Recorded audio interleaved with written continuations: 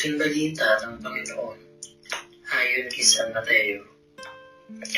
Noong panahong iyon, ay mga Pariseo lumapit kay Jesus at tinangkang siluin siya sa pamamagitan ng tanong na ito.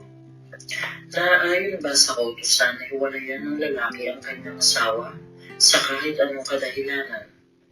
Sumagot si Jesus, hindi ba ninyo nababasa sa kasulatan na sa pasimula nilalang sila ng may kapal, lalaki at babae, at sinabi, dahil dito, iiwan ng lalaki ang kanyang ama't ina at magsasama sila ng kanyang asawa at sila'y magiging isa, kaya't hindi na sila dalawa, kundi isa. Ang pinagsama ng Diyos ay huwag paghiwalayin ng tao. Tinanong siya ng mga Pariseo, bakit inuutos ni Moises na bigyan ng lalaki ang kanyang asawa?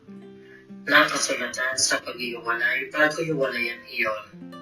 Sumagot si Jesus, dahil sa katigasan ng inyong ulo, kaya pinahintulot ni Moises na hiwalayan ninyo ang inyong asawa. Subalit, hindi gayon sa pasimula. Kaya sinabi ko sa inyo, sino mang lalaking humiwalay sa kanyang asawa, sa anong kadahilanan, liban sa kapakikiapid, at mag-asawa sa iba, ay nangangalim niya, at ang mag-asawa sa babae, hinihiwalayan ay nangangalim niya rin. Sinabi ng mga alagad, kung gayon po, ang kalagayan ng lalaki sa kanyang asawa, mabuti pang huwag nang mag-asawa.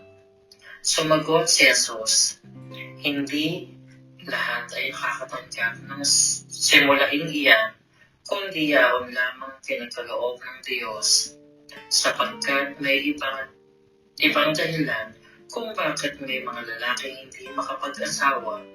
Ang ilan dahil sa kanilang katutubong kalagayan, ang iba dahil sa kagagawan ng ibang tao ay magkagayon sila. Mayroon namang hindi mag-aasawa alang-alang sa ikauunlad ng pagkahari ng Diyos.